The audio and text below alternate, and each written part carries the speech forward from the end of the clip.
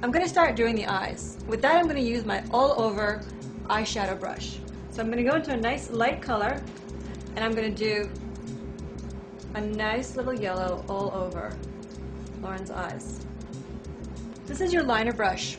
With the liner brush, if you just dab it dry into any color, you can do black, you can do blue, you can do green, whatever makes you happy that day. Close your eye, and you gently just dab apply it right on your eyelid on the edge closest to your lashes. Now you can do this wet, you can do this dry. Simply by wetting any dry powder, you can turn it into a liquid.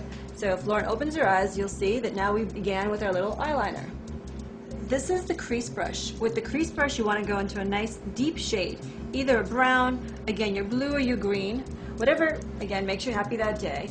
And you use this to again blend out on your eye and go into those crease areas that you want to create depth in. Okay, so I'm going into the crease and just slightly. With the contour brush, I'm going to go in and create a nice little crease and contour Lauren's eye just slightly. This is your mixer brush. With the mixer brush, you want to go into a nice warm color, a warm taupe, a warm gold. Close your eyes. And you want to basically go over this little crease you just created and make it look nice and flowy and smooth, so you don't have any harsh lines anywhere. Okay? Open your eyes. See how pretty that is? So now I'm going to go back to the all-over brush, a smaller version, and clean up. I'm going to put a little bit right in the center, and then I'm going to clean up the outside part of makeup. This is a spoolie brush. With the spoolie brush, you use this to brush up your eyebrows, okay? To make them nice and tamed. And then you can go back into the same eyeliner brush that we used. You're going to use this also as your eyebrow brush. So I'm going to put it into a nice light color that matches your hair. If you have doubts, you're better off going with a color that's too light rather than a color that's too dark. You're better off going a shade or two lighter. And we're going to put the fake eyelash on now. Close. The pearl effect. Remember, as we put the lash as close to the lash line as possible, then we flip it up.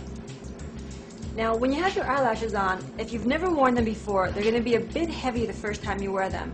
Give it about 5 to 10 minutes until you feel a little bit more relaxed and you see the final product. I guarantee you, you're going to love them and never want to take them off.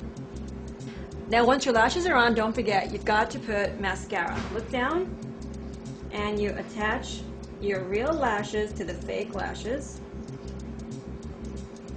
You make sure you get them all in there to the innermost crease of your eye to the outer lash of your natural eye, so that when you open your eyes, it looks really amazing. And on Lauren's face, it looks really stark right now, but when the whole face is done, I guarantee you it's going to look fantastic. So you have to have faith. At some point in your makeup application, it looks a little crazier than when you started, but just keep going with it. When you're done, the complete face is what you're trying to get. With the powder brush, I'm going to gently apply loose powder all over Lauren's face. I'm going to put the powder on her forehead. Close your eyes. I'm going to put it all over to make sure that the foundation sets. Now, if you noticed, I did Lauren's eye makeup first, and then I powdered around the foundation after. You can do your eye makeup first and then the rest of your foundation, or you can do your foundation first and then your makeup, your eye makeup. Do whatever works best for you. When you powder under the eye, you want to make sure that you're very, very gentle and delicate. Don't forget to powder all the little areas around your lips, on your face, to make sure all your makeup really is set. With the mini smudger, I'm going to use some colors that Lauren is wearing right now. I'm going to use a little blue. Open your eyes. I'm going to use a little blue, a little green, and just kind of gently dab it on the outside edges of her eyes, just to give her a nice perky little look. And the same smudger, I'm going to then go into a little gold shimmer, and right underneath the blue, I'm going to put this little gold shimmer to really soften out this blue. Because even though they say don't use blues, yeah, you can use blues. Just make sure you kind of blend it out so I have everything looking nice and soft. You see how pretty that looks? I like using my crease blush brush. I like using it in a little pink, a little peach, and just applying it around the areas I want to show a little bit of color. Around the cheeks, down by the jawline, and don't forget a little bit on the forehead. You want to make sure you always get a little color on your lips. You can make your upper lip to whatever size you want. You always want to try to fill in your lip with your lip pencil. This will help prevent that look of the line outside of your lips.